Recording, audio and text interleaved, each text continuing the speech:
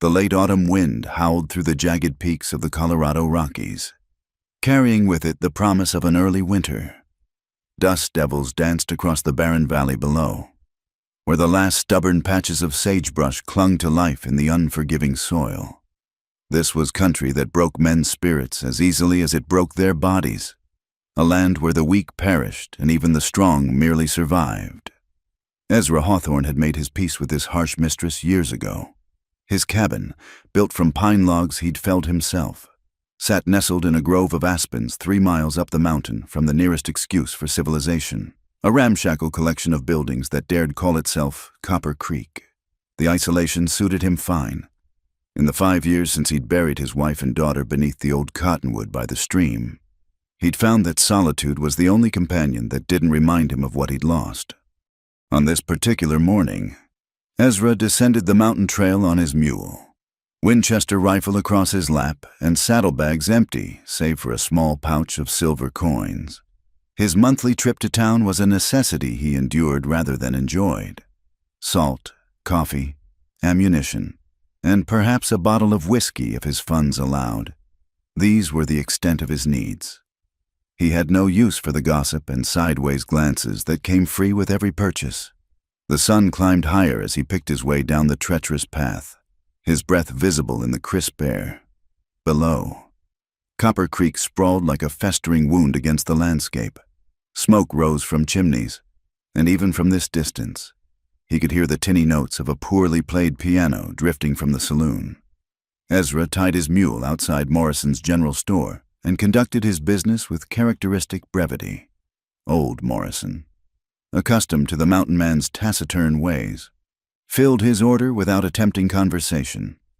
With his supplies secured, Ezra should have headed straight back to his sanctuary, but the whiskey called to him, not from thirst, but from habit.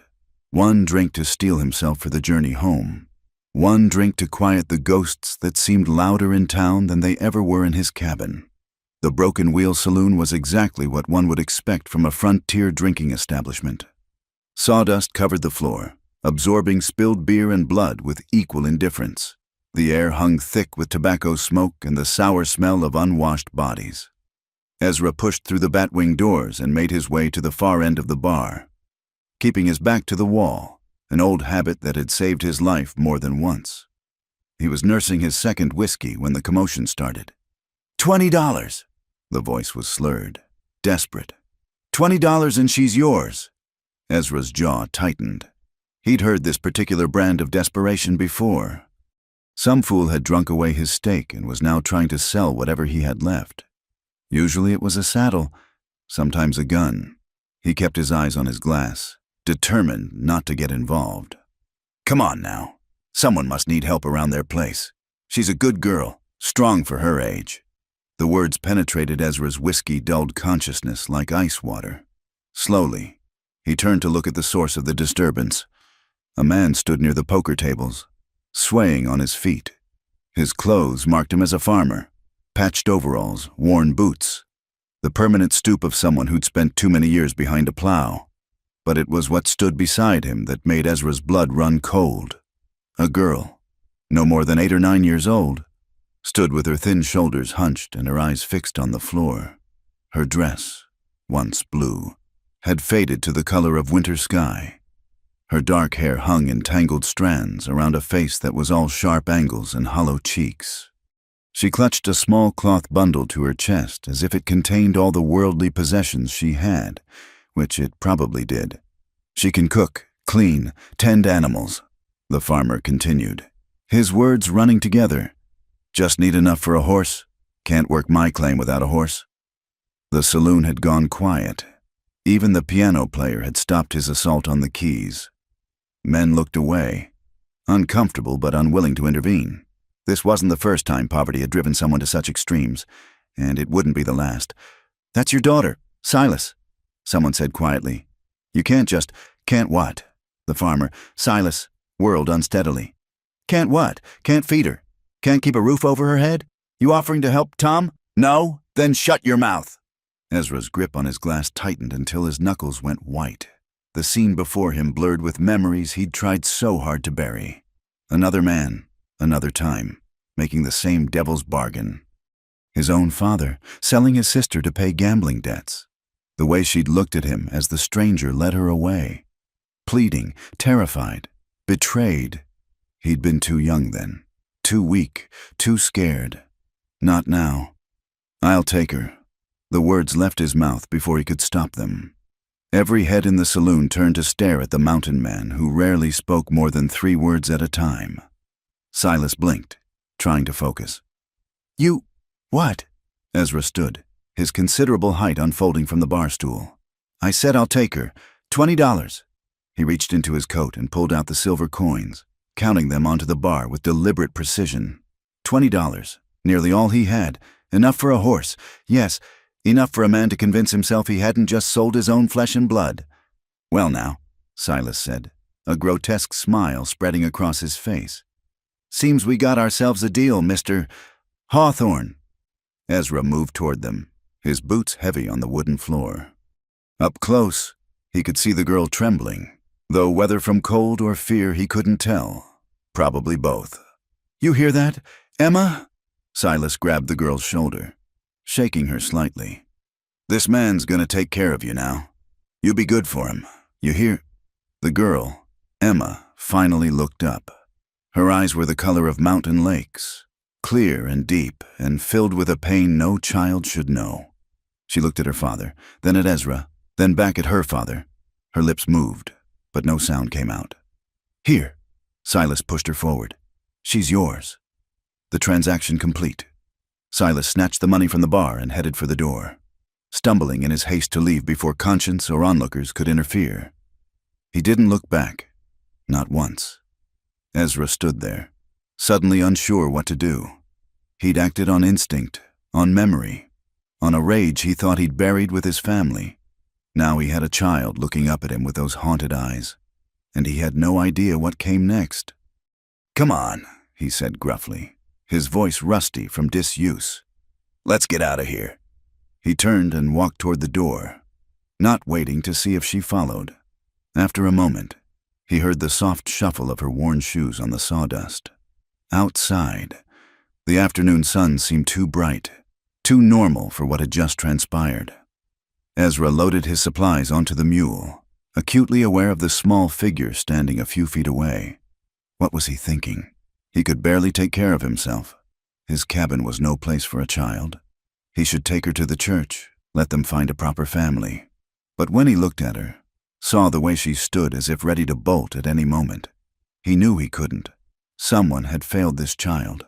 Many someones. He wouldn't add his name to that list. "You ever ridden a mule?" he asked. She shook her head. "Well, come on then. Long walk ahead if we're going to make it before dark." He lifted her onto the mule's back, surprised by how little she weighed. She sat stiffly, clearly terrified of falling but too proud or too scared to ask for help.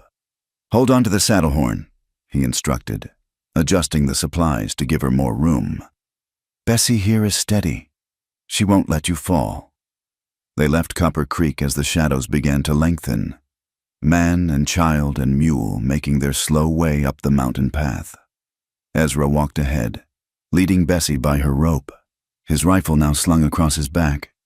Behind him, Emma rode in silence, her small hands white-knuckled around the saddle horn. The first mile passed without a word, the second as well. It wasn't until they stopped to rest at a small spring that Ezra realized he had no idea how to talk to a child. His own daughter had been barely 3 when the fever took her.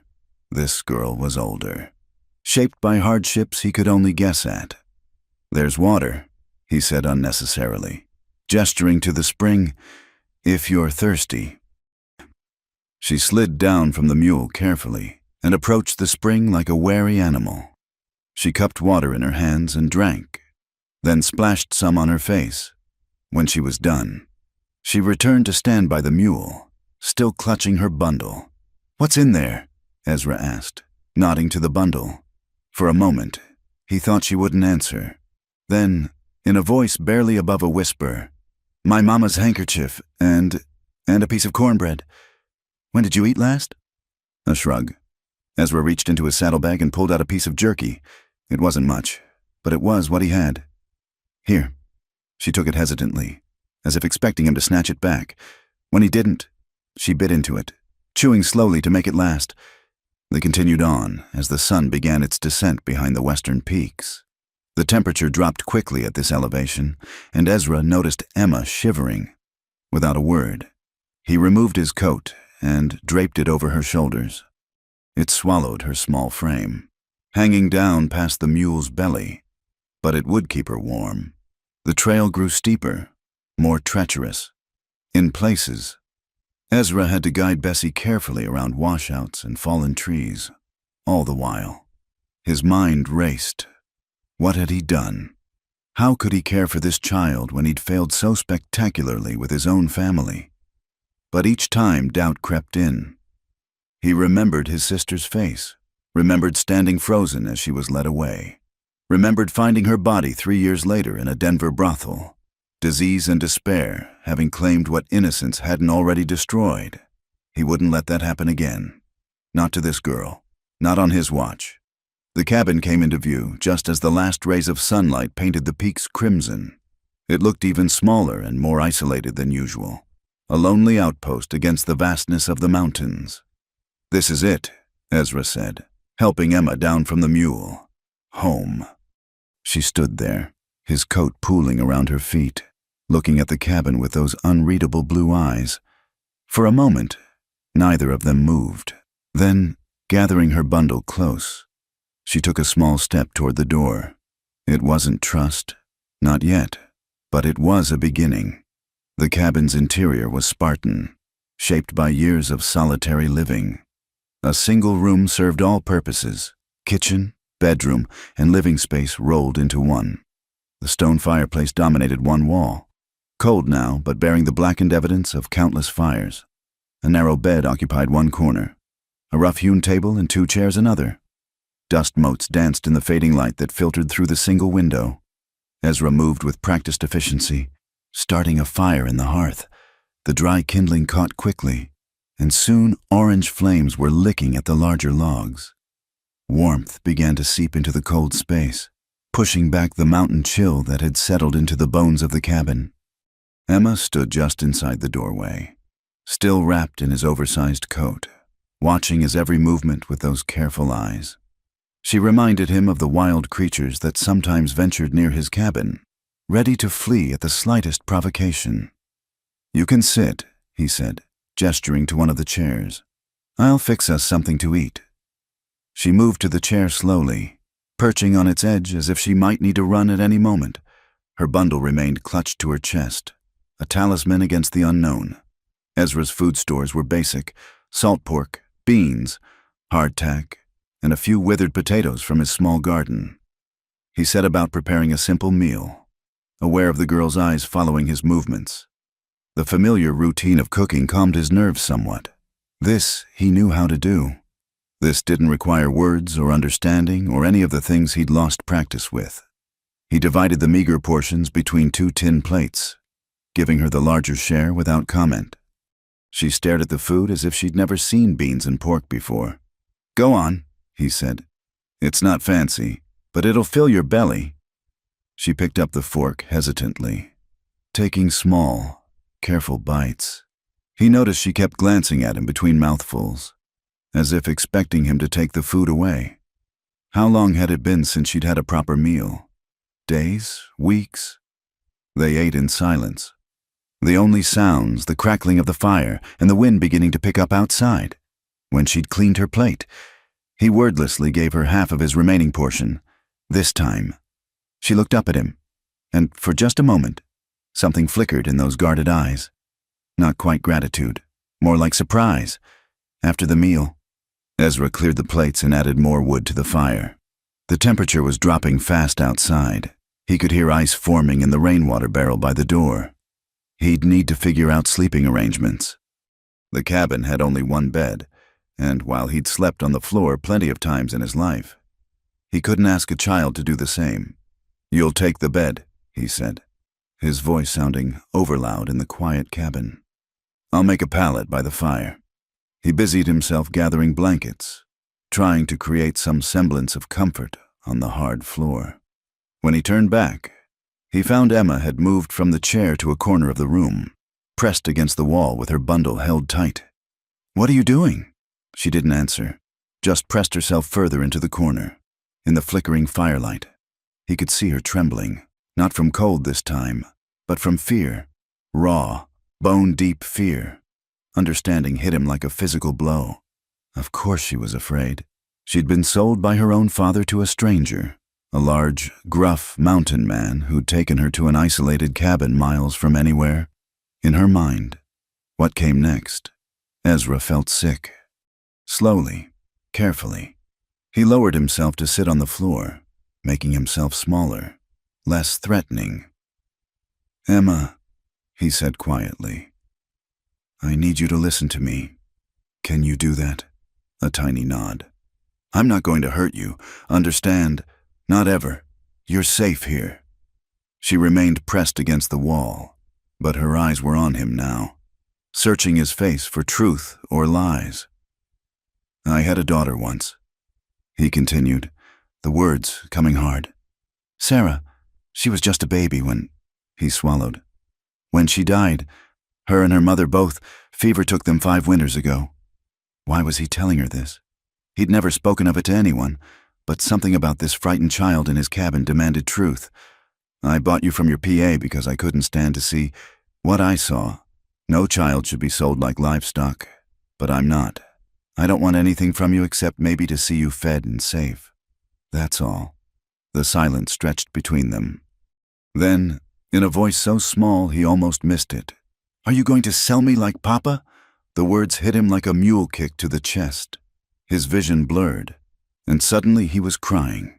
Great, gasping sobs that he'd held inside for 5 years.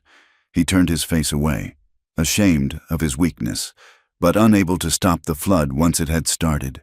"No," he managed between breaths. "Never. You hear me? Never." When he finally regained control, wiping his face with rough hands, he found Emma had moved slightly away from the wall, still wary, still ready to run. But something had shifted. "You can have the bed," she whispered.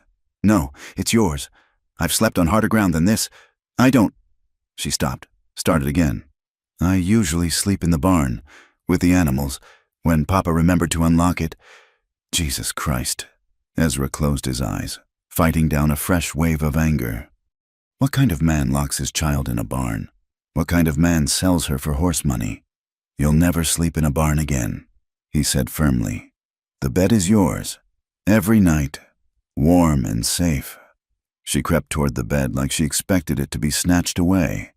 When she reached it, she touched the blanket reverently, as if she'd never felt anything so soft, which, Ezra realized, she probably hadn't. "I'll be right here by the fire," he said. "Door's barred. Nobody can get in. You can sleep." She climbed onto the bed fully clothed, still clutching her bundle. For a long time, she lay rigid, eyes wide open and staring at the rafters. Ezra settled onto his makeshift pallet, trying to give her space while maintaining his promise to keep watch. The fire burned lower, casting dancing shadows on the walls. Outside, the wind howled through the pines, and somewhere in the distance, a wolf called to its pack. Emma startled at the sound. "Just wolves," Ezra said. "They don't come near the cabin.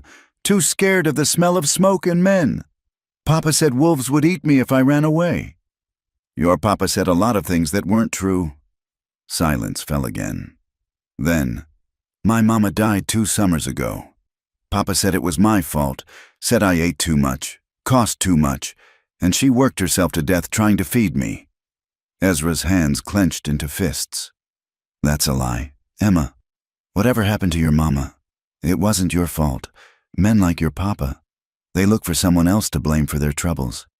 Usually pick on those who can't fight back. He wasn't always mean," she said, and there was something heartbreaking about her need to defend the man who'd sold her. "Before Mama died, sometimes he'd whistle, and once he carved me a wooden horse. Grief does strange things to people, but it doesn't excuse what he did." She was quiet for so long he thought she'd fallen asleep. Then, "What was your girl like, Sarah?" The question caught him off guard. "She was bright, like sunshine, laughed at everything. Her mama said she got that from me, though I don't recall being much for laughter even then. She had these little hands. He held up his own massive paw. Could wrap her whole fist around one of my fingers. Held on tight, like she was afraid I'd disappear if she let go. Did you sing to her? Her mama did. Mary had a voice like a meadowlark. Used to sing hymns while she worked. Sarah would watch her with these big eyes, trying to follow along even before she could talk. My mama sang too, in the sweet by and by. Do you know that one? Ezra nodded, though she couldn't see it in the dark. I know it. Would you? I don't sing, child. Voice like mine would scare the wolves away for sure. A tiny sound escaped her, not quite a laugh, but close. The first positive sound he'd heard from her. Maybe you could just say the words. Ezra stared at the dying embers of the fire. When was the last time he'd thought of those old hymns? Mary singing while she kneaded bread. Sarah on a blanket nearby, gurgling happily. A life that seemed to belong to someone else, now. There's a land that is fairer than day, he began, his voice rough but steady. And by faith we can see it afar, for the Father waits over the way, to prepare us a dwelling place there. He continued through the verses he could remember, speaking them like a prayer or a promise, somewhere during the second verse. Emma's breathing deepened and steadied. By the third, she was asleep. Ezra lay awake long into the night, listening to the child's breathing, to the wind, to the settling of the cabin. He'd acted on instinct in that saloon, driven by ghosts and guilt. Now he had a living fool, breathing responsibility curled up in his bed, and he had no idea how to be what she needed. But he'd figure it out. He'd failed his own family, failed to protect them from fever and fate. He wouldn't fail this child. Whatever it took, whatever she needed, he'd provide. It was a debt he owed. Not to her, maybe, but to Sarah, to Mary, to his sister, to every child who'd ever looked to an adult for protection and found only betrayal. The fire died to embers, then ash. Still, Ezra kept watch, guardian of a trust he was only beginning to understand. Outside, snow began to fall, the first of the season, blanketing the harsh mountain landscape in temporary softness. And inside the cabin, for the first time in 5 years, 2 people slept under the same roof, one finding safety at last, the other finding purpose. Tomorrow would bring new challenges. He'd need to get her proper clothes, figure out how to cut her tangled hair, teach her the ways of mountain living. There would be questions from town, suspicions to navigate, a traumatized child to somehow heal. But for tonight, it was enough that she slept peacefully, no longer in a barn, no longer hungry, no longer for sale. It was enough that he'd kept his promise, the first of many he intended to keep. The wolves called again in the distance, but Emma didn't stir, safe in the cabin's warmth, protected by the man who'd sworn never to sell her, never to hurt her, never to abandon her. She slept on, and Ezra kept his vigil, watching over her as he'd once watched over another child, in another life, when he still believed the world could be kind. The first snows of winter had given way to spring thaw, and with it came a transformation in the small cabin on the mountainside. What had begun as an awkward arrangement between a grief-stricken man and a frightened child had slowly evolved into something resembling a family routine. Emma proved to be a quick study. Within weeks, she was helping with the daily chores that mountain life demanded. She learned to carry water from the stream without spilling, her thin arms growing stronger with each trip. She mastered the art of keeping the fire banked through the night, ensuring the cabin stayed warm during the bitter cold snaps that still gripped the high country. "Hold the axe lower," Ezra instructed one crisp morning, watching as she attempted to split kindling. "Let the weight of the head do the work." She adjusted her grip, bringing the small hatchet down with more control. The wood split cleanly, and a rare smile crossed her face. "Good, now stack it with the others. We'll need plenty before the next storm." She worked without complaint, though Ezra could see the blisters forming on her small hands. That evening, He showed her how to treat them with bear grease and wrap them in clean cloth. "My hands will get tough like yours?" she asked, examining his calloused palms. "In time. Everything takes time up here." The lessons extended beyond mere chores. Ezra taught her to read the weather and the movement of clouds, the behavior of birds, the smell of the wind. He showed her how to identify tracks in the snow, rabbit, deer, elk, and the more dangerous signs of bear and mountain lion. "See here?" He knelt beside a clear print in the mud near the stream. "Mountain cat, female, by the size, probably has kittens somewhere nearby." Emma studied the track intently. "How do you know it's female?" "Males are bigger, heavier, their pads spread wider. This one's moving careful, hunting small game. Mothers with young to feed don't take big risks." She absorbed these lessons with the intensity of someone who understood that knowledge meant survival, unlike town children who learned their letters for the abstract promise of betterment. Emma learned because ignorance in the mountains could mean death. The transformation wasn't just in skills. Slowly, carefully, she began to emerge from the shell of fear she'd worn like armor. She no longer flinched when he moved suddenly. She started asking questions, tentative at first, then with growing confidence. "Why do you live up here alone?" she asked one evening as they cleaned rabbit pelts. Ezra considered his answer. "Wasn't always alone. After my family died, town felt too crowded, too many memories. Mountains don't ask questions, don't judge, just demand honest work. Do you miss them? Your family?" "Every day." She nodded, understanding loss in a way no child should. "I miss my mama, not Papa. Is that wrong?" "Nothing wrong about it. We miss the people who were kind to us. That's natural." Summer brought new challenges and opportunities. The mountain burst into life, wildflowers carpeting the meadows, streams swollen with snowmelt, game plentiful.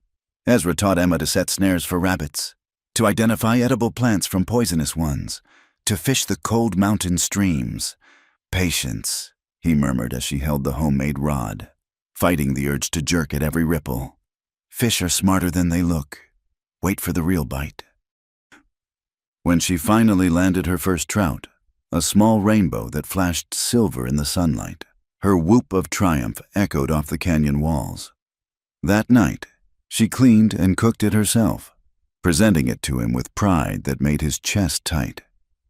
"Best fish I ever ate," he said, and meant it. But the lessons that mattered most were the ones about defending herself. Ezra had lived too long in rough country to harbor illusions about the goodness of men. Emma's own history was proof enough that danger didn't always come from wolves or bears. He started with basics: how to handle a knife, where to strike if grabbed, how to use her small size as an advantage rather than a weakness. "A man expects another man to fight straight on," he explained, demonstrating a defensive stance. "But you're small, quick, use that. Go for the knees, the soft parts. Then run. Always run. Get to the cabin, bar the door, and don't open it for anyone but me." She practiced with the serious concentration of someone who'd already learned that the world could be cruel. When he gave her a small knife of her own, good steel with a bone handle that fit her grip, she treated it with the reverence most girls reserved for dolls. "What if someone comes when you're gone?" she asked. "Then you do what I taught you. And if you can't get to the cabin, you hide. These mountains are full of hiding spots. I'll show you the best ones." He taught her about the cave system higher up the mountain, the hollow tree that looked solid from outside, the rock formations that created natural shelters. Each location was stocked with basic supplies: blankets, dried food, water, ammunition for the small rifle he was teaching her to shoot. The rifle lessons were perhaps the most important. At first, the .22 caliber seemed enormous in her small hands, but she was determined to master it. "Steady," Ezra coached as she sighted down the barrel at a target he'd set up, a piece of bark with charcoal circles. "Breathe out slow, squeeze gentle, don't jerk." The crack of the rifle sent birds fleeing from nearby trees. Her shot went wide, but she immediately adjusted, ready to try again. Good. You didn't flinch. That's half the battle. By late summer, she could hit the target more often than not, and had even brought down a rabbit for the pot, though the pride on her face was mixed with sadness for the creature. It's all right to feel sorry for it, Ezra told her as she helped clean the game. Shows you've got a good heart, but out here, we take what we need to survive. No more. We use everything we can. Waste nothing. That's how we honor what dies to keep us alive. The real test of her training came unexpectedly on a day in early autumn. Ezra had gone to check his trap lines, leaving Emma to tend the cabin. He'd been gone maybe 2 hours when he heard the shot, a single crack from the .22 echoing down the mountain. He ran, fear lending speed to his legs. A dozen scenarios flashed through his mind, each worse than the last. When he burst into the clearing around the cabin, rifle ready, he found Emma standing on the porch, the smoking .22 in her hands, and a very surprised black bear lumbering away into the forest. "It was trying to get into the root cellar," she said, her voice steady despite the tremor in her hands. "I remembered what you said. Fire over their heads first. Scare them off." Ezra felt his knees go weak with relief. "You did good, Emma. You did real good." That night, she sat closer to him by the fire than usual, the day's excitement catching up with her. "I was scared," she admitted quietly. "Be foolish not to be. Bear's nothing to take lightly. But you kept your head, did what needed doing. That's what matters." Would you have shot it if it didn't leave? If it threatened you, without hesitation? She absorbed this, understanding flowing between them without need for more words. The mountains were beautiful, but unforgiving. Sometimes hard choices had to be made, but you made them to protect what mattered, and somewhere along the way, without either of them quite realizing when, they'd become what mattered to each other. As autumn deepened, bringing with it the promise of another hard winter, Ezra watched Emma move about the cabin with growing confidence. She'd filled out some, no longer the skeleton wrapped in rags he'd brought home that day. Her hair, once tangled and dull, shone with health after patient grooming and proper food. More than that, though, was the change in her eyes. The haunted look remained, some wounds never fully healed, but it was joined now by something else. Trust, purpose, maybe even happiness. "Storm coming," she announced one evening, reading the signs in the sky as well as he could. "Big one, by the look of those clouds. Then we'd best get ready." He agreed, pride warming his chest. They worked together to prepare, bringing in extra wood, checking the roof for loose spots, ensuring their food stores were secure. As they worked, Emma hummed tunelessly, a sound that still caught him by surprise. It had taken months before she felt safe enough to make unnecessary noise. The storm hit that night with a fury that shook the cabin walls. Wind howled like a living thing, driving snow horizontal past the windows. But inside, the fire crackled cheerfully, and two people who'd found salvation in each other's company settled in to wait it out. "Tell me about the place where your people came from," Emma asked, a ritual that had developed over the months. "Before the mountains." So Ezra told her about Virginia, about green hills and tobacco fields, about a way of life that seemed as distant now as the moon. She listened with the rapt attention of someone storing up stories against future need, building a history beyond the harsh reality of her early years.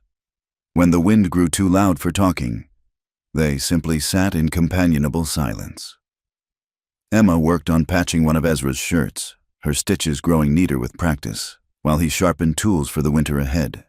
Two people who'd been broken by loss, slowly learning to be whole again. The storm would pass, as all storms did.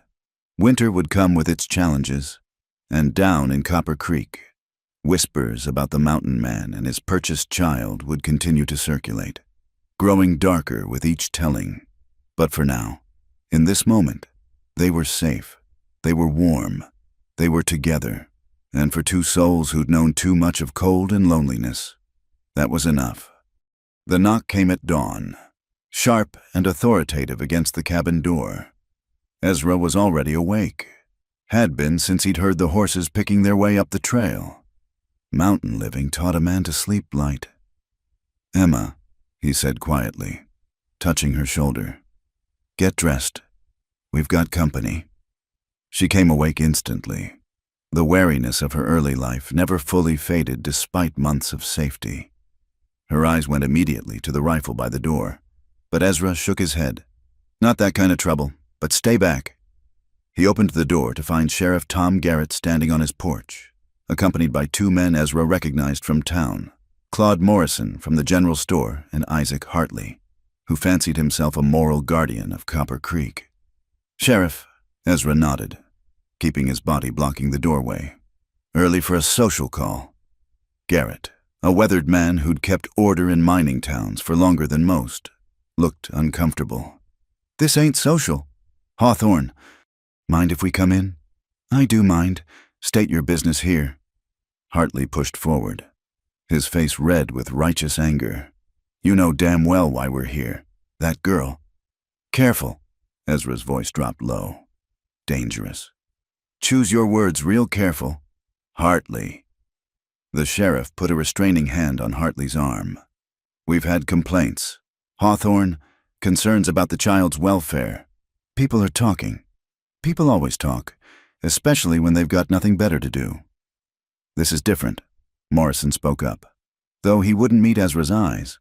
"A man living alone with a young girl? No relation? No. Proper supervision. It doesn't look right." "And what would look right to you?" Ezra asked.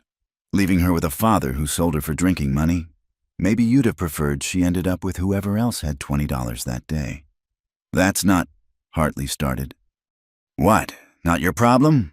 Wasn't your problem when Silas Kane was stumbling drunk every day while his girl went hungry? Wasn't your problem when he locked her in the barn? But now that she's fed and safe, suddenly you're all concerned citizens." Emma appeared at his elbow, dressed but barefoot, her small face set in stubborn lines. "I want to stay here," she said clearly. "Mr. Hawthorne takes good care of me." Hartley's eyes narrowed. "Of course you'd say that. He's probably threatened—" The words died as Ezra took a step forward. The sheriff quickly intervened. "Nobody's accusing anybody of anything, but you understand. Hawthorne, we have to look into these things. It's my job." "Then do your job," Ezra said. "Look around, ask your questions, but then leave us be."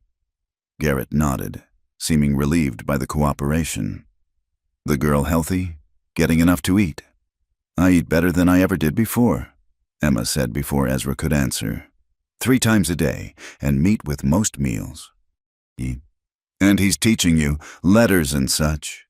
Emma disappeared inside and returned with a slate covered in carefully formed letters and simple sums.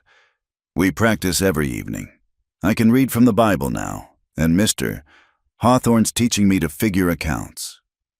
Morrison examined the slate, surprise evident on his face. This is good work. Better than most town children." The sheriff agreed. He looked at Ezra with new consideration. "You were educated before you came to the mountains." "My mother was a school teacher. Insisted all her children learn proper—" "And the girls' sleeping arrangements?" Hartley pressed, clearly unsatisfied with the direction of the investigation. Ezra's jaw clenched, but Emma answered calmly. "I have my own bed, mister. Hawthorne sleeps by the fire. He's never—" She paused, then lifted her chin. "He's never been anything but kind. The first night, I was scared, and he told me about his daughter who died. He cried." The admission hung in the air. Men didn't cry, especially not men like Ezra Hawthorne. The fact that this child had witnessed it seemed to shift something in the atmosphere. "Can I show them my things?" Emma asked Ezra. At his nod, she led the men inside. The cabin was clean, organized, clearly a home rather than just a shelter. Emma's corner contained her bed, neatly made, with a small trunk Ezra had built for her belongings. She opened it proudly, showing the new dress he'd had Mrs. Patterson make, her winter coat, the books he'd bought for her education, and this, she said, pulling out the knife he'd given her. "For protection. He taught me to use it proper, and the rifle too. Says a person needs to be able to take care of themselves. You let her handle weapons? Hartley sounded scandalized. This is mountain country, Ezra said flatly. Bears, cats, wolves. They don't care if you're 8 or 80. She needs to know how to protect herself. Show them your targets, Emma suggested, and led the way outside to where her practice targets were set up. The groupings were impressive for anyone, let alone a child. Sheriff Garrett whistled low. That's some fine shooting. She's a natural, Ezra said, unable to keep the pride from his voice. Steady hand, good eye. They toured the rest of the small homestead, the root cellar stocked with preserves and smoked meat, the woodshed with enough split logs to last the winter, the small garden plot already turned for spring planting.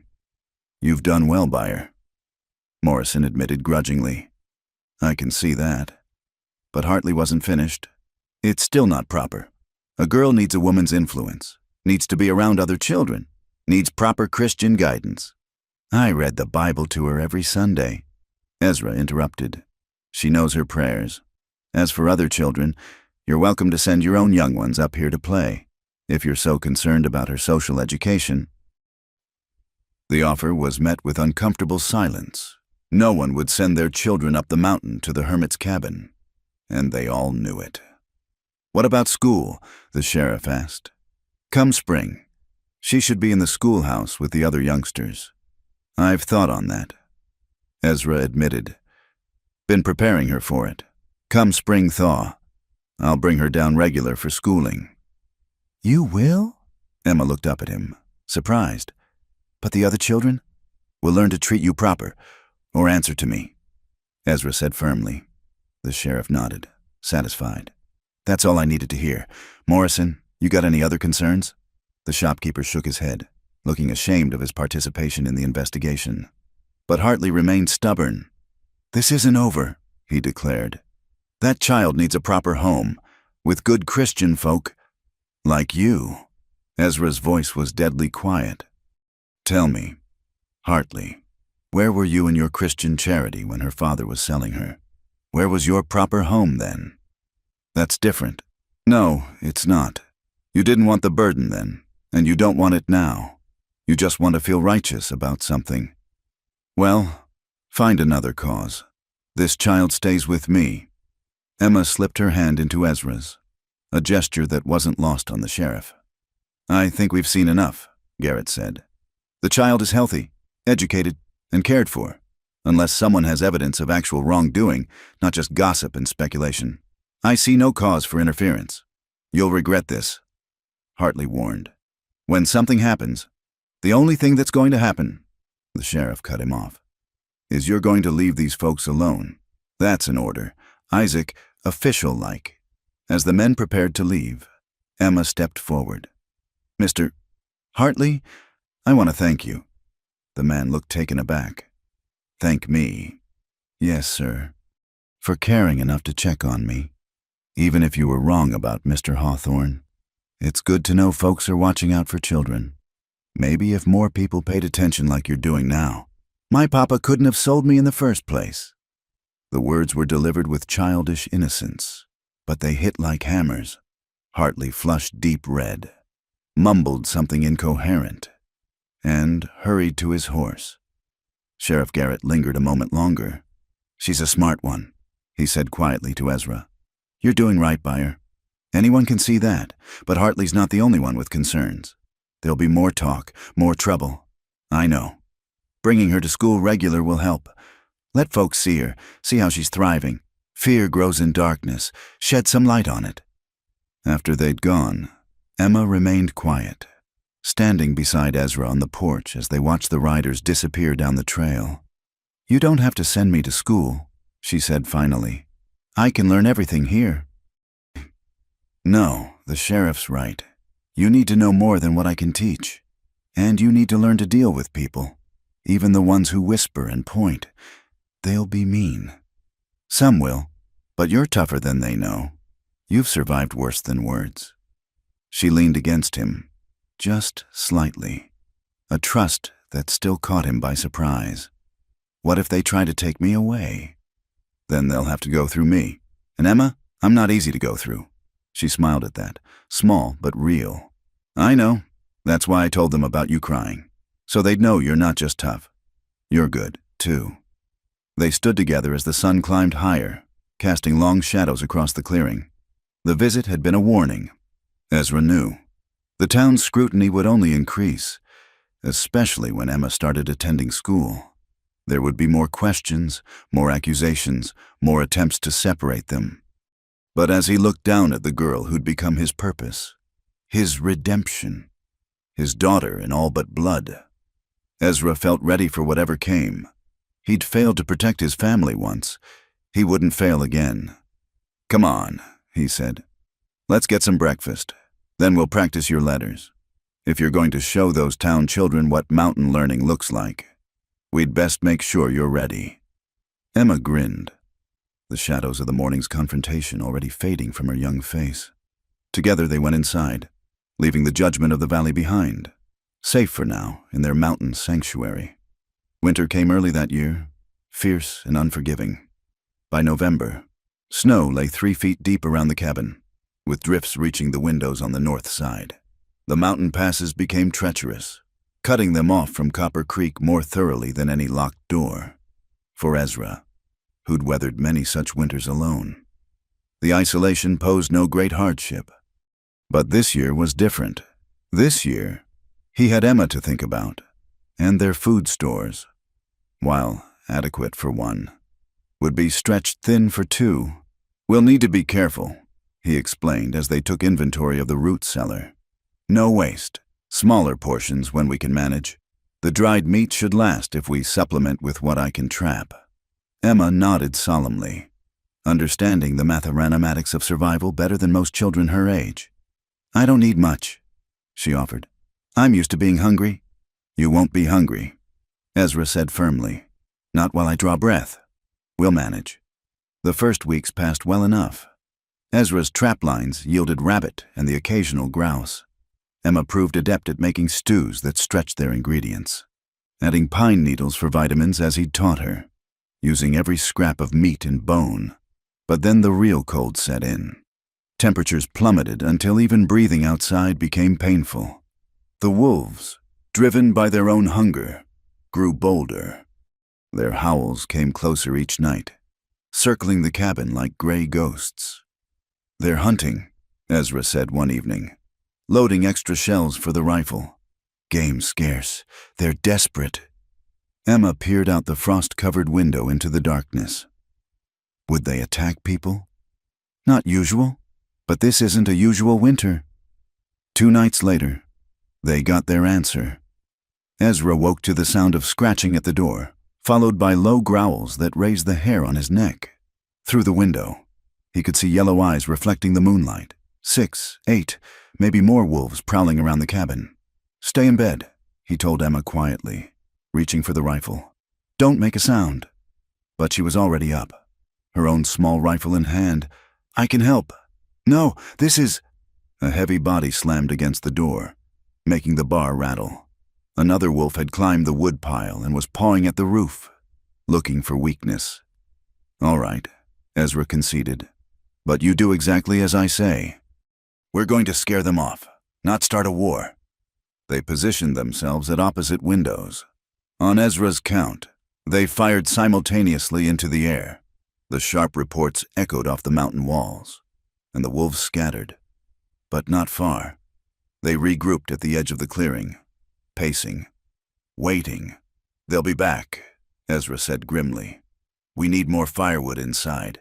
Can't let the fire die, not even for a minute. The smoke and light are all that's keeping them at bay. They spent the next days in siege conditions. Ezra made dangerous runs to the woodpile while Emma stood guard with her rifle. Once, a wolf charged him as he loaded his arms with logs. Emma's shot, aimed at the ground near the animal, sent it veering away at the last second. Good shooting, he panted when he made it back inside. Steady under pressure. You've got the makings of a real mountain woman. She beamed at the praise, but worry creased her young face. The wood won't last forever. No, he agreed. But neither will their boldness. Storm's coming. They'll hole up, wait it out. We just need to outlast them. The storm hit that night with apocalyptic fury. The wind screamed like a living thing, driving snow horizontal past the windows. The cabin groaned and creaked under the assault. And more than once, Ezra feared the roof might tear away entirely. But it held. Mountain craftsmanship and stubborn determination kept the walls strong and the roof intact. Inside, they huddled close to the fire, wrapped in every blanket they owned. "Tell me about spring," Emma said through chattering teeth, "about when the flowers come." So Ezra talked. About meadows carpeted in columbine and Indian paintbrush. About streams swollen with snowmelt where fat trout practically jumped into your hands. About warm sun and gentle breezes and all the things that seemed impossible in the midst of winter's rage. Sometime past midnight, the wind began to ease. By dawn, an eerie silence had settled over the mountain. Ezra peered out to see a transformed landscape.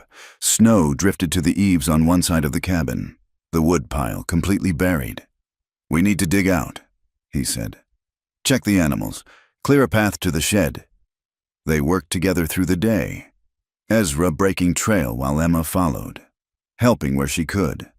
The labor was exhausting, but it warmed their blood and lifted their spirits. No sign remained of the wolves save tracks filling with fresh snow. In the shed, they found Bessie the mule and the chickens had survived, though the birds looked bedraggled and miserable. Emma gathered eggs, only 2, but precious as gold in their situation, while Ezra forked out hay for Bessie. "She's getting thin," Emma observed, running her hand along the mule's ribs. "We all are, but we'll make it through. Always do." That night, as they ate their meager supper of rabbit stew and cornbread made with the last of their meal, Emma asked, "Were you ever scared during the storm?" Ezra considered lying, maintaining the image of invulnerable strength. But she deserved truth. "Yes, not for myself, but yes, because of me. Because I've got something to lose now. Makes a man vulnerable, caring about someone." She was quiet for a long moment. Then, "I was scared too, but not of the storm or the wolves." "What then?" "Of losing this, of something happening to you and being alone again." Her voice dropped to barely a whisper. "Of going back to how things were." Ezra reached across the table and took her small hand in his massive one. "You listen to me, Emma. Long as I've got breath in my body, you've got a home. And if something does happen to me, which it won't, I'm too stubborn to die, but if it does, you know these mountains now. You know how to survive. You're not that scared little girl from the saloon anymore." "I'm still scared sometimes." "Being scared's not weakness. It's what you do when you're scared that counts. And you stood guard with wolves prowling. You kept your nerve in a blizzard that would send grown men crying for their mothers. You're brave, Emma, braver than you know." The weeks that followed tested that bravery. Food grew scarcer. They were down to 2 meals a day. Then 1. Ezra gave Emma the lion's share. Ignoring her protests, his clothes hung loose on his frame, but he kept his concerns hidden. Then came the morning when he collapsed checking the trap lines. One moment he was upright, the next face down in the snow, the world spinning. Hunger and cold had finally taken their toll. He might have died there, another frozen corpse for spring to uncover, if not for Emma. She'd followed him, against his orders, worried by his increasing weakness. Small as she was, she managed to get him back to the cabin, half dragging, half supporting him through the snow. "Stubborn girl," he mumbled as she got him inside and to the fire. "Learn from the best," she replied, fear making her voice sharp.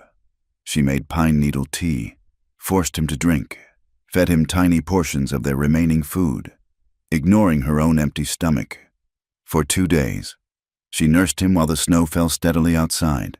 When his fever finally broke, when clarity returned to his eyes, he found her curled beside him on the floor, standing guard even in exhaustion. She'd used her own blankets to keep him warm, leaving herself with only her thin coat. "Emma," he touched her shoulder gently. "Emma, wake up." She jerked awake, immediately checking him for signs of fever. "You're better. Thanks to you, but you need to eat. Get warm." "I'm fine." "No," he said firmly. "We take care of each other. That's how this works. Spring, when it finally came, felt like a miracle. The first trickle of snowmelt, the first green shoot pushing through the white, the first bird song, each small sign of renewal was celebrated. They were thinner, worn down by the hard winter, but they'd survived. More than that, they'd proven something to each other and themselves, in facing starvation and cold and predators, in saving each other's lives. They'd forged a bond stronger than blood. "We did it," Emma said one morning, standing in the doorway, breathing in air that no longer hurt her lungs.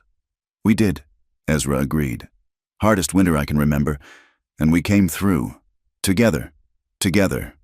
As the trails cleared enough for travel, Ezra knew they'd soon have to face the world below again. The promised school attendants, the suspicious townspeople, all the complications of civilization awaited. But for now, they stood side by side in the doorway of their cabin, survivors of a trial by ice and wind, father and daughter in every way that mattered. The mountain had tested them and found them worthy.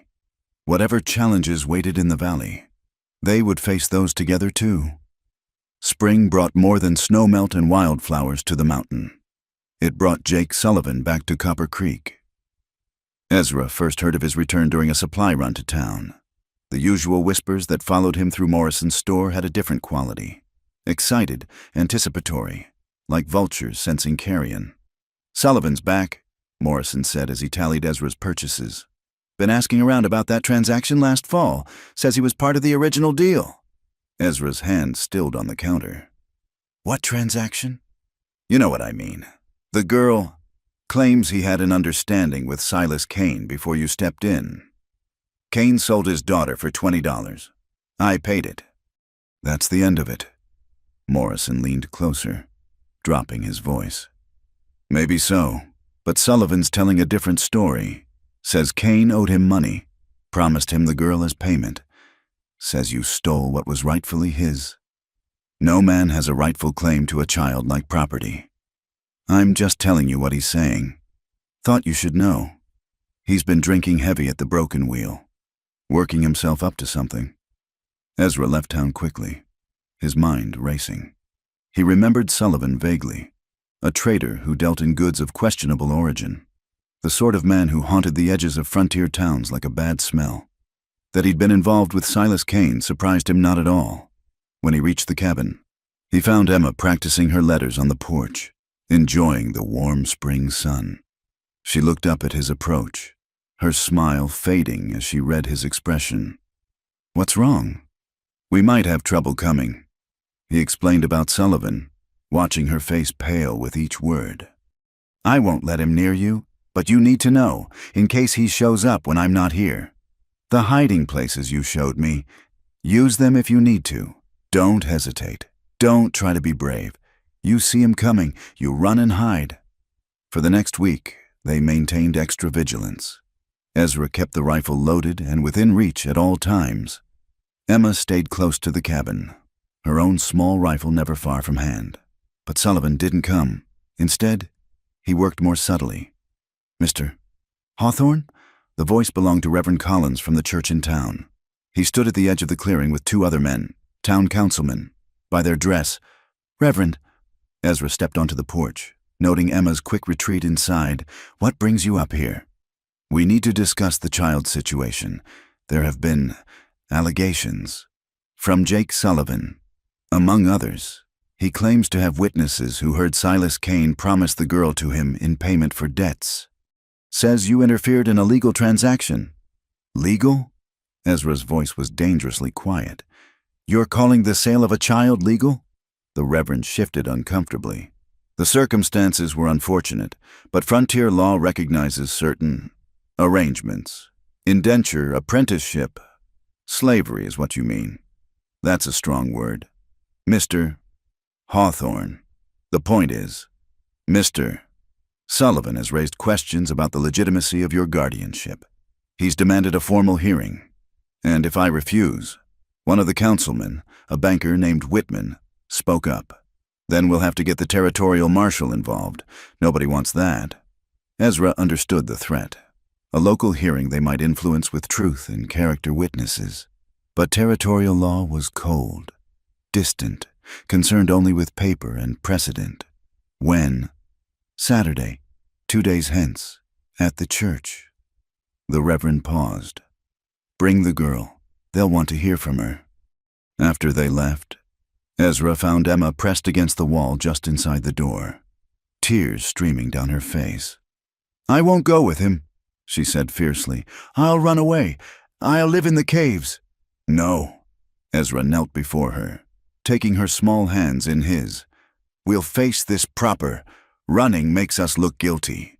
We've done nothing wrong. But what if they believe him? What if... Then we'll deal with that when it comes.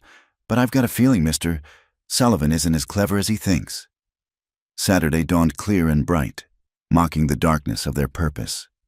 Ezra dressed in his best clothes, which weren't much, and helped Emma into the dress misses Patterson had made for her. Remember, he said as they prepared to leave. Tell the truth. Don't be scared of Sullivan or anyone else. I'll be right there. The church was packed when they arrived. It seemed every soul in Copper Creek had turned out for the spectacle. Sullivan sat in the front row, dressed in a new suit that didn't quite fit, a satisfied smirk on his florid face. Reverend Collins called the meeting to order. We're here to determine the proper guardianship of the child Emma. Mr. Sullivan, state your claim. Sullivan stood, hooking his thumbs in his vest. It's simple. Really. Silas Kane owed me $40 for goods advanced on credit. When he couldn't pay, we made an arrangement. The girl would work off the debt in my household. As what? Ezra interrupted. As a domestic. Cooking, cleaning, tending house, all proper and above board. And Kane agreed to this? He did. We shook on it. Would have collected her that very day, but I had business out of town. When I come back, I find she's been sold to another. That ain't right. The Reverend looked troubled. Do you have witnesses to this agreement? I do. Sullivan gestured to 2 men in the back. Rough characters Ezra recognized as Sullivan's sometime associates. Pete and Carl were there. Heard the whole thing. The 2 men nodded eagerly, clearly coached. Mr. Hawthorne? The Reverend turned to him.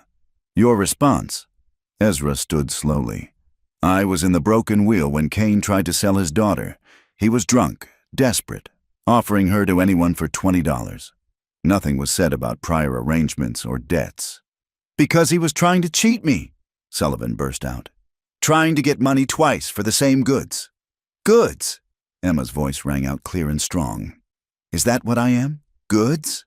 The room stirred uncomfortably. The Reverend gestured for her to come forward. Child, we need to hear your account. Emma walked to the front, her back straight despite the trembling Ezra could see in her hands.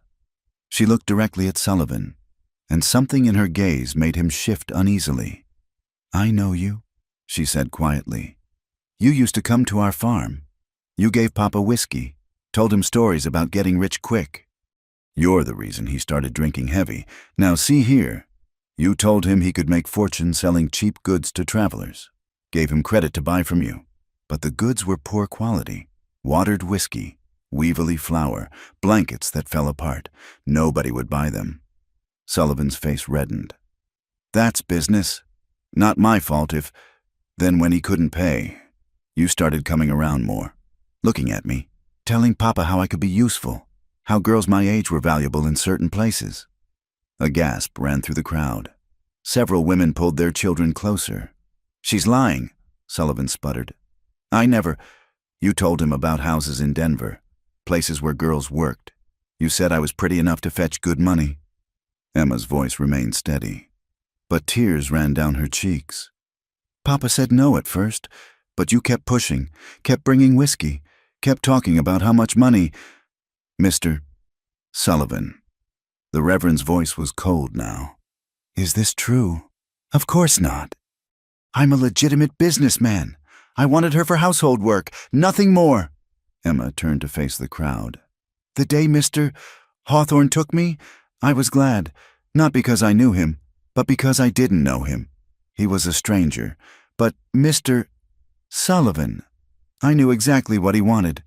"Prove it," Sullivan demanded. "You can't prove any of these lies." "I can." Every head turned as Sheriff Garrett walked in, leading a woman none of them had seen before.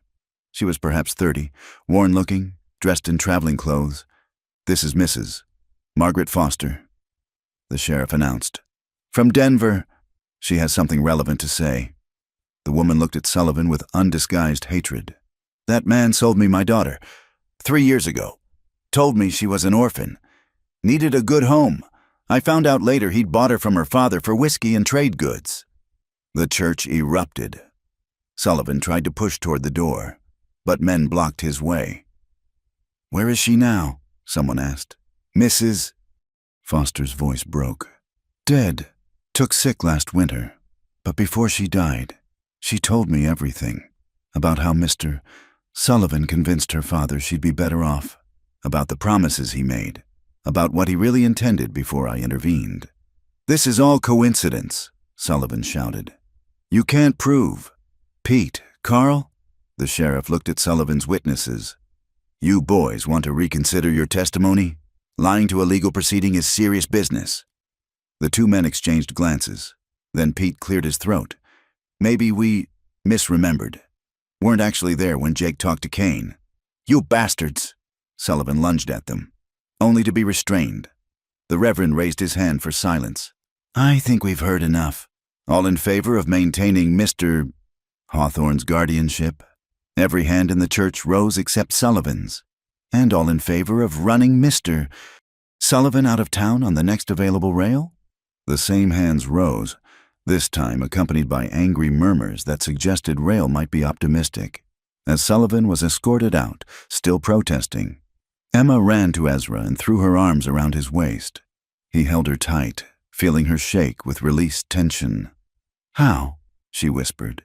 Sheriff Garrett overheard. "Your guardian here came to me after he heard Sullivan was back. We did some investigating, sent some telegrams. Mrs. Foster was already looking for Sullivan. Seems he's pulled this game in several towns." "Is it over?" Emma asked. "It's over," Ezra assured her. "Nobody's taking you anywhere." As they prepared to leave, townspeople approached them.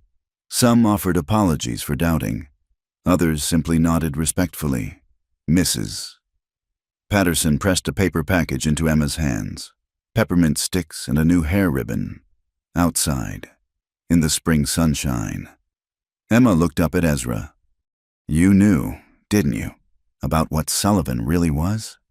"I suspected. Men like that, they're a particular kind of evil.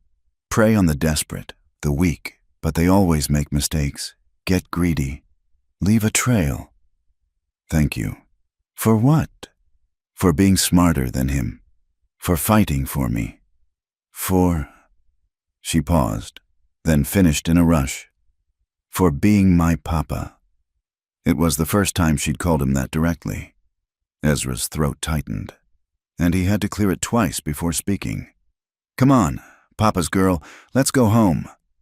They walked through town with heads high, no longer hermit and purchased child, but father and daughter in the eyes of all who mattered.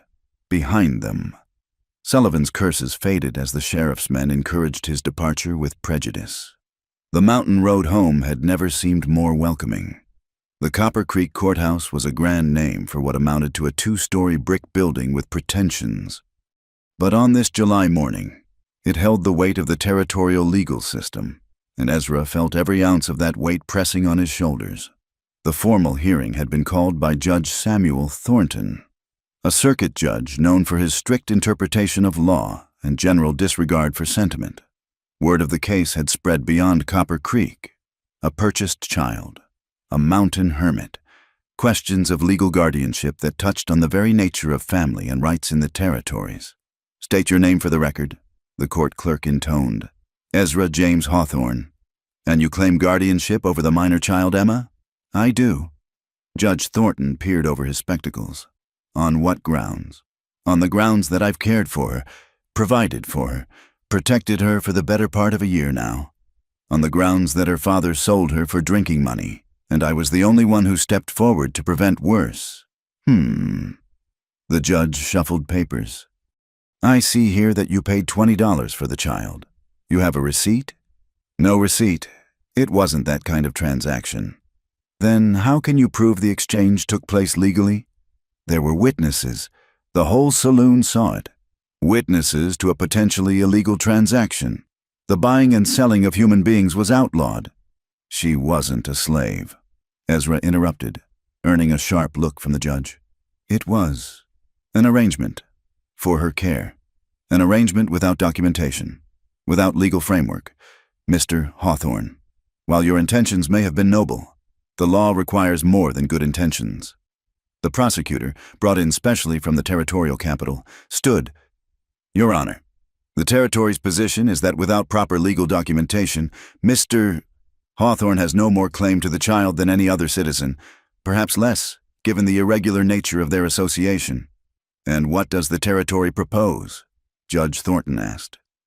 That the child be placed in the territorial orphanage until a proper family can be found, a married couple, with standing in the community. No! Emma's voice rang out from where she sat in the gallery. Please, Your Honor, I want to stay with Papa, with Mr. Hawthorne. The judge's gavel came down sharp. The child will remain silent unless called upon. Sheriff Garrett stood. Your Honor, might I speak to Mr. Hawthorne's character? Proceed. I've known Ezra Hawthorne for 5 years. He's a man of his word, honest in his dealings, skilled in mountain craft. More importantly, I've seen how he's raised this girl. She's educated, well-fed, properly clothed. She can read, write, figure numbers, handle firearms safely. Firearms? The prosecutor pounced. You're saying he's taught a young girl to use weapons? For protection, Garrett replied calmly. Mountain living requires it. Bears, wolves, the occasional unsavory character. The girl needs to defend herself when he's checking trap lines or hunting. Or perhaps, the prosecutor suggested, he's training her for a less savory life? A mountain bandit needs accomplices. Ezra surged to his feet. You dare! Mr. Hawthorne! The judge's gavel cracked again. You will control yourself or be removed from this courtroom. Ezra sank back, his fists clenched. Beside him, his appointed lawyer, a young man named Davidson, who looked overwhelmed, shuffled notes nervously. Call the next witness, the judge ordered. What followed was a parade of character witnesses. Mrs. Patterson testified about the clothes she'd made for Emma, how Ezra always paid promptly and inquired about proper sizes and styles for a growing girl. Morrison admitted that despite his initial suspicions, he'd seen nothing but proper behavior from the mountain man. Then came the opposition. The prosecutor had found people willing to testify to Ezra's isolation, his gruff manner, the irregularity of a single man raising a young girl. It's simply not natural, insisted Mrs. Hartley, Isaac's wife. A girl needs a woman's influence, a proper home, not some cabin in the wilderness. And have you visited this cabin? Davidson finally found his voice. Well, no, but everyone knows. So you have no first-hand knowledge of the conditions there? I don't need to see it to know it's improper. The morning wore on. Testimony piling upon testimony. Then, unexpectedly, a new voice spoke from the back of the courtroom. Your Honor, I request permission to address the court. All heads turned to see a well-dressed woman in her 50s, accompanied by a distinguished-looking man. Judge Thornton frowned. And you are? Dr. Marcus Webb, from Denver. This is my wife, Catherine. We've traveled here specifically for this hearing. On whose behalf? On behalf of the child. And truth, the judge considered, then nodded. Approach. Doctor. Webb helped his wife to the witness chair. She settled herself with dignity, then looked directly at Emma with eyes full of compassion. Your Honor, she began, 23 years ago, I lost my daughter. She was taken from our home in Kansas by raiders, sold to traders heading west. We searched for years, followed every lead, spent everything we had. The courtroom had gone silent, sensing something momentous. We never found her, but we found others, children bought and sold, working in conditions no better than slavery, some in households, some in worse places. always purchased under the guise of apprenticeship or domestic arrangement. What does this have to do with the current case? The judge asked, though his tone had softened. Everything. Your Honor, my husband and I have spent the last 15 years working to reunite such children with families or find them proper homes. We've seen what happens when the law prioritizes paperwork over welfare. She turned to look at Ezra. We heard about this case, about a man who paid $20 to save a girl from an uncertain fate. We investigated, Your Honor, spoke to people in surrounding towns, traced the movements of men like Jake Sullivan who traffic in human misery. Objection, the prosecutor called. Sullivan isn't on trial here. No, Mrs. Webb agreed. But the system that allows such men to operate is, Your Honor, we found 3 other girls Sullivan had arranged to purchase from desperate fathers. None survived their first year in his care. Gasps rippled through the gallery. Emma had gone pale, and Ezra reached out instinctively to comfort her before remembering they were separated by the courtroom arrangement. Furthermore, Doctor, Webb stood beside his wife. We offer an alternative to the territorial orphanage. If the court finds Mr. Hawthorne unsuitable, we formally petition to take guardianship of Emma ourselves. No! Emma was on her feet again, tears streaming. I won't go with anyone else. He's my papa. He saved me. Young lady, the judge began. Please let me speak. You've heard everyone else talk about what's best for me. Don't I get a say? Judge Thornton studied her for a long moment, then nodded. Approach the bench, child. Emma walked forward on trembling legs, but her voice was clear. Your Honor, I know Mr. Hawthorne isn't my real father. My real father sold me for whiskey money. But Papa, Mr. Hawthorne, he gave up almost everything he had to buy me. Not because he wanted a servant, or worse, because he couldn't stand to see what was happening. She took a shaky breath. He's taught me to read and write, to defend myself, to survive in the mountains. But more than that, he's shown me what a real father does. He went hungry so I could eat last winter. He cried when I asked if he'd sell me too. He stood between me and wolves, and between me and men like Sullivan. The judge leaned forward. You're saying you want to stay with him? I'm saying he's the only real family I've ever had. My birth father gave me away, Mr. Hawthorne fought to keep me. Which one deserves to be called Papa? In the silence that followed, more than one person wiped away tears. Even the prosecutor looked uncomfortable. Emma turned to face the Webbs. Thank you for offering. I can see you're good people, but I already have a home. It might just be a cabin in the mountains, but it's where I learned to be brave, where I learned I was worth saving. She looked back at the judge. If the law says that's not enough, if papers matter more than love, then the law is wrong, and I'll run away from any orphanage or proper home you put me in. I'll run back to the mountains, back to my papa, every single time. Judge Thornton removed his spectacles, cleaning them slowly. The entire courtroom held its breath.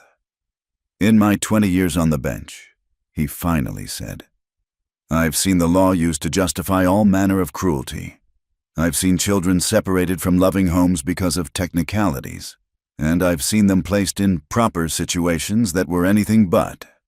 He looked at Ezra. Mr. Hawthorne, you lack legal documentation. You're unmarried. You live in isolation. By all standard metrics, you're unsuitable as a guardian.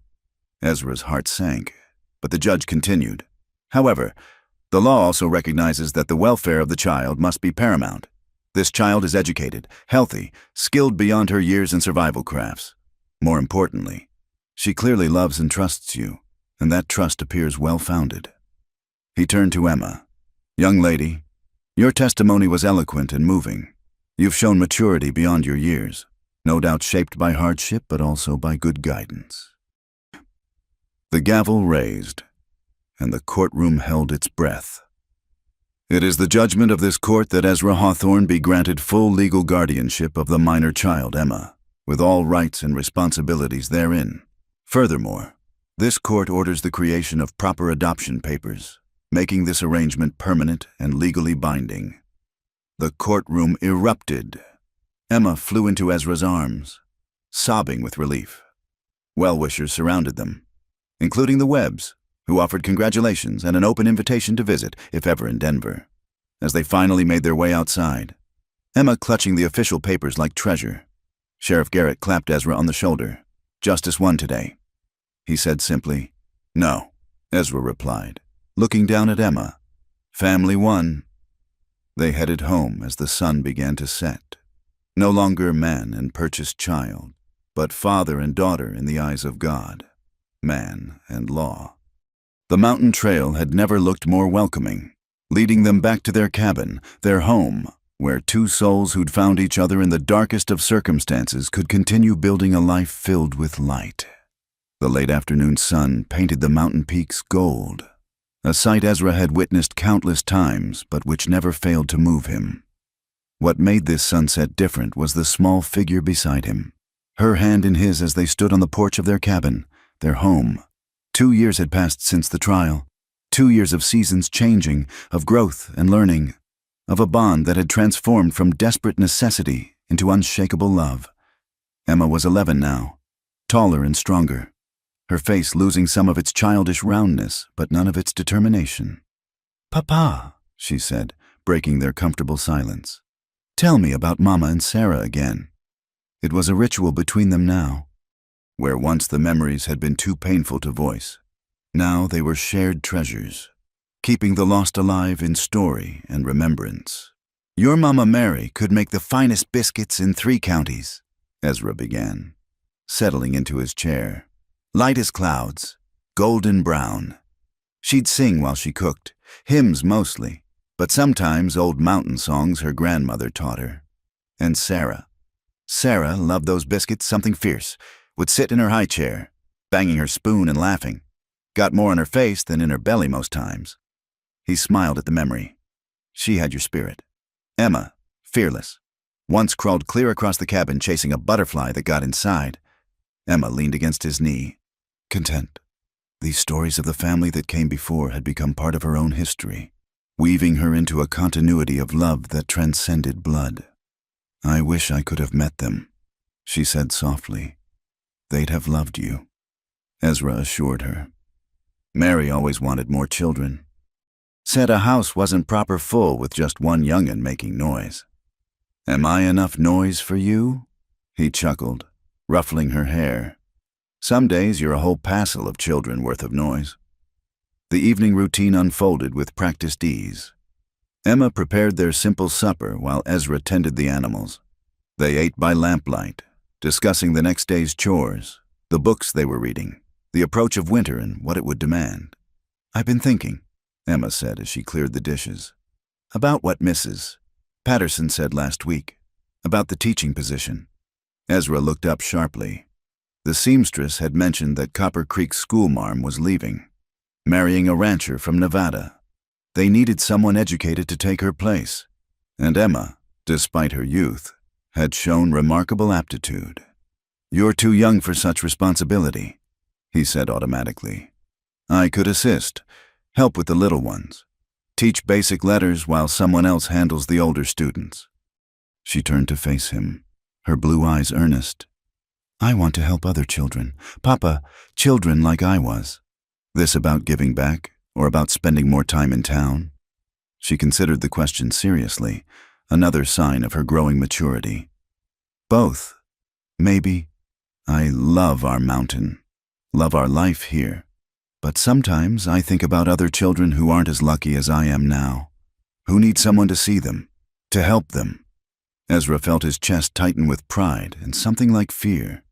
His little girl was growing up, developing her own dreams and purposes. The selfish part of him wanted to keep her here forever, safe in their mountain sanctuary, but he'd raised her to be strong and independent. How could he clip her wings now? "We'll think on it," he said finally. "Winter's coming, plenty of time to decide come spring." That night, as had become their custom, they sat by the fire while Emma read aloud. She'd progressed far beyond the simple primers, now working through Pilgrim's Progress with careful pronunciation and growing understanding. "Now I saw in my dream," she read. that the highway up which Christian was to go was fenced on either side with a wall, and that wall was called salvation. Ezra listened, mending a harness by feel. His attention split between the familiar words and the miracle of hearing them in Emma's clear voice. How many evenings had Mary read this same passage while he worked and baby Sarah slept? A knock at the door interrupted the reading. Ezra tensed. Visitors after dark were rare and rarely brought good news. He motioned Emma to stay put while he answered, rifle close at hand. Sheriff Garrett stood on the porch, hat in hand, his face grave. "Ezra, sorry to disturb your evening." "Sheriff, what brings you up here?" "Need to speak with you, both of you. It's about Silas Kane." Emma appeared at Ezra's elbow. "My father? My birth father?" Garrett nodded. "He's dead. Emma found him froze to death outside Wickenburg. Been living rough since that day. Thought you should know." Emma's face went through a series of emotions. Shock, sadness, something that might have been relief. "How long?" "Week, maybe 2. Took time to identify him. Tracked down next of kin, which, legally speaking, is you." "I don't want anything from him," Emma said quickly. "Wasn't much to want, but there was this." Garrett pulled out a worn envelope. "Letter he was carrying, addressed to you." Emma took it with trembling fingers but didn't open it. "Thank you for bringing it." After the sheriff left, they sat in silence for a long while. The letter lay on the table between them like an unexploded shell. "You don't have to read it," Ezra said finally. "I know." She picked it up, turned it over. "But I think I need to—" With careful fingers, she broke the seal and unfolded the single sheet. Her eyes moved across the scrawled words, tears starting to fall. "What does it say?" Ezra asked gently.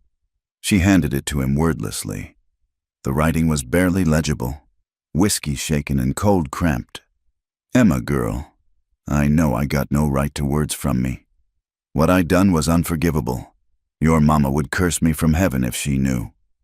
I told myself it was for your own good, but truth is, I was a coward and a drunk, and I sold my own blood for bottle money. I hear you're with the mountain man Hawthorne now. Hear he's raising you proper. That's good. Better than I could done. I pray someday you can forgive, but I understand if you can't.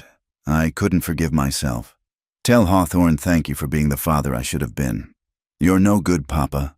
Silas Emma was sobbing now, and Ezra pulled her into his arms. "It's all right," he murmured. "Let it out." "I hate him," she whispered fiercely. "But I'm sad he's dead. Does that make sense?" "Makes perfect sense. He was your father, good or bad. It's natural to mourn what was and what might have been." They held each other as the fire burned low. Two survivors bound by choice rather than blood, by love rather than law.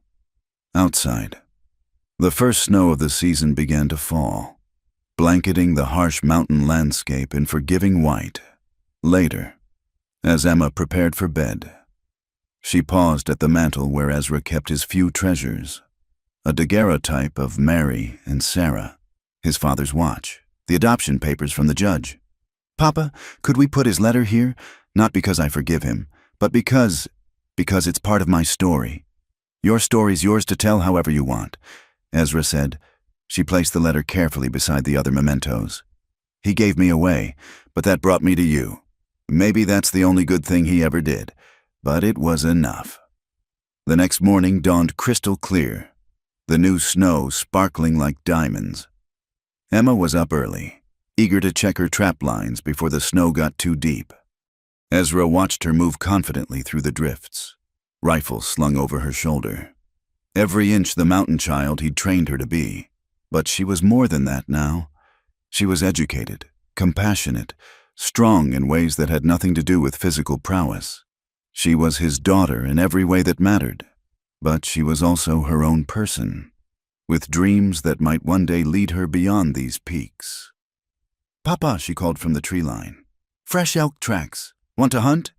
"Coming," he called back, reaching for his rifle. They spent the morning tracking through the pristine snow, Emma reading signs as well as any mountain man. They didn't get an elk, but they didn't really need one. The companionship, the shared purpose, the simple joy of being together in the wilderness they both loved. That was the real prize. As they headed home, Emma slipped her hand into his. "Papa, thank you." "For what?" "For seeing me that day in the saloon. For knowing I was worth $20. "You're worth everything I had and more," he said gruffly. "Always were. Just took me finding you to remember what mattered." They crested the ridge above their cabin, and there it stood, smoke rising from the chimney, afternoon sun warming its walls. It wasn't fancy, wasn't proper by town standards, but it was home. It was where a broken man and a throwaway child had built something beautiful from the ashes of their losses. "Race you back," Emma suddenly challenged, taking off through the snow with a laugh. Ezra chased after her, his own laughter echoing off the mountains. The sound would have astonished anyone who'd known the grim hermit of 3 years ago. But that man was as dead as Silas Cain, transformed by the love of a child who'd taught him that family wasn't about blood or documents. Family was about choosing each other, again and again, through winter storms and wolf packs, through trials and triumphs. Family was a gruff mountain man teaching a scared little girl to be brave.